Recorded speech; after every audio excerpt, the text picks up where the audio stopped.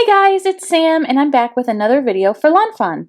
Today I'm making a card with the Beary Rainy Day Stamps and Dies, the Rainy Sky Stencil, Henry's ABC's dies, the Scalloped Slimline with Hearts Portrait die.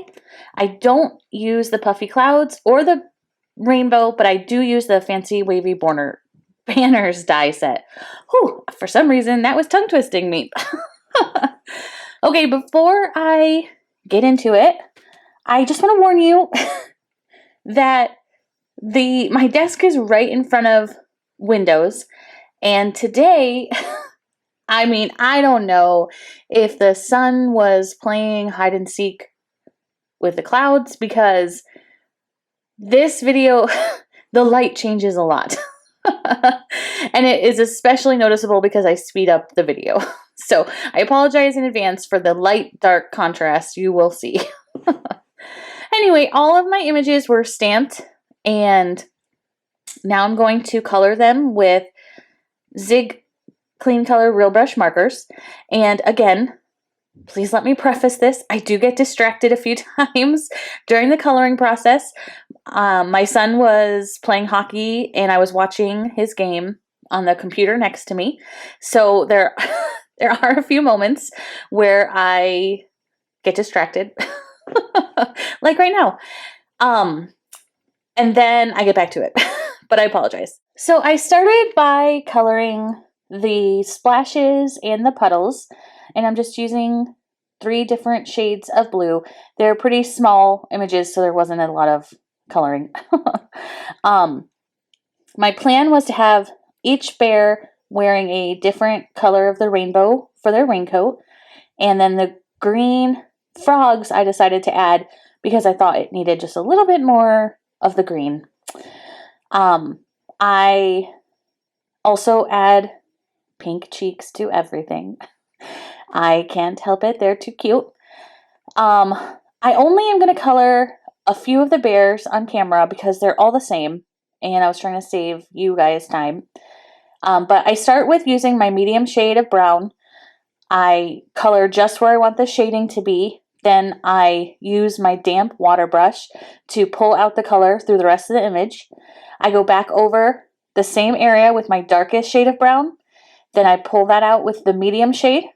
And then finally I pull all of that out with the lightest shade of brown. And that's how I did my coloring on every bear. That's also how I did the coloring on the raincoats, but not with browns. I also, when I use my water brush and when I'm blending the colors, I usually go in a swirly circular pattern. I just find it blends the colors a little bit easier and there's less streaks. And that's happy for everyone when there's no streaks. Okay, so all the bears are colored, and now I'm going to do my rainbow colors. This bear is going to be like the minty green. And I started by using a teal, pulling out the color a little bit with a light blue, and then coloring the rest of the image with my, my soft little mint green marker. And then I got super distracted and thought I was recording, but I wasn't. So you missed me coloring orange, yellow, and pink. I apologize. Again, I was totally distracted, trying to do too many things at once. But I did finally check and realized it wasn't recording, and this is the fun bear anyway, because no other bears have umbrellas, so it worked out, but I apologize for not recording that part. That's on me. I'm just using the same exact shades that I used for the raincoats for the rainbow umbrella. I do use a little bit of brown for my shading for yellow. I also added a little bit of brown in the orange area just so it tamed it down a little bit and didn't make it so obnoxiously bright orange. And then I did, I didn't know what color to do for the underside of the umbrella, so I went with grays, and it's okay. I probably should have eyeballed out some rainbow underneath, but the focus is not the underneath of the umbrella, and I'm totally fine with it. So coloring the red rain jacket, I started with my darkest brown for the shaded areas, then pulled it out with my carmine red, and finally used a dark orange, very dark orange,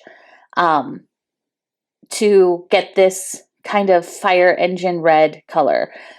If I just did my reds for zigs, it would turn out pink, and I wanted it to be a little bit more reddish, so I used the brown and the orange. And there they are, the cute family of bears ready to play in the rain. And now I had to set up, I die cut out the slimline panel for the background, and as I was setting it up, my cat jumped up on my desk. This is Tacoma, and she's very curious. Anyway, she'll jump down in a little bit, but I don't have a lot of space on my desk, and so she took up a lot of space that was prime real estate. Anyway, I'm going to start ink blending for the background. I'm using Distress Oxide inks. I used Blueprint Sketch, Mermaid Lagoon for the middle shade. I do use a little bit of salvaged patina at the bottom, and I wanted to give the illusion of grass for the puddles, so I did a little bit of twisted citron and mowed lawn at the very bottom of this panel. But as I'm blending it, the twisted citron meeting with the salvaged patina, it was not pretty. It was not my favorite. And although I think those two colors would blend really well together, that's not what I was trying to do here, so it just didn't look right for me. But then, you know what? I gave myself a pass, and I said, this is the background of the card. You'll notice it now at the end, of course, because I pointed it out, but really, there's so much going on in the card. The meeting of the blue and the green of the grass should not draw your eye. Anyway, that's that. Oh, and a little bit of chip sapphire at the very top, just to make it a little bit darker. And now I'm going to use the Rainy Sky Stencil and the Fairy Dust paste from Lawnfawn, and I'm adding the rain with this glitter paste, and it's so pretty. And it's really thick, so it's like very noticeable, lots of texture. It's so fun. I die cut out a banner with a fancy wavy banner from Black Licorice Cardstock, and I'm going to stamp the sentiment, part of the sentiment, and heat emboss it in white. And I always try to use a little bit of black, usually on the card, usually with the sentiment, because I think it makes it pop. And there you go. Oh, I didn't show you, I apologize, that I die cut out all the letters with Henry's ABCs to create the main part of the sentiment. I die cut it out in white cardstock. And now I'm just using the lawnfawn glue to attach the letters to the background. And I'm setting my acrylic block on top of the letters as I'm gluing them because the texture of the glitter raindrops is pretty, I almost said pretty a lot, is intense. It's significant. So that the acrylic block holds it down to keep it adhered while it dries. And everything else is just being glued down. I do add foam tape to the bear in yellow, the bear in orange, and the bear in pink. And I just am adding all the splish splashes and making sure everything's glued. I mean, whose favorite bear is not the one in yellow, by the way, because it's literally in mid-jump. It's so cute. I ran out of acrylic blocks, so I started using my embossing powder to hold down the images. And then I finally am adding the banner. I kind of like how everything overlaps because why not? It's fun. It brings the scene together. And this is where I really was like, oh, good. The dark green frogs will look really good. I was like, ooh, should I use that last little frog? I don't know. There's no space over there on the right in rainbow order. But I did have that big space between the red and orange bear. So I added some foam tape and popped him up right in the middle to join in the splashing fun. And I love it. I love how it came out. That's the card. I haven't made a slimline card in a while. I like how it turned out. Of course, there's a rainbow. And it's just lots of fun, and I think it would bring a smile to someone's face.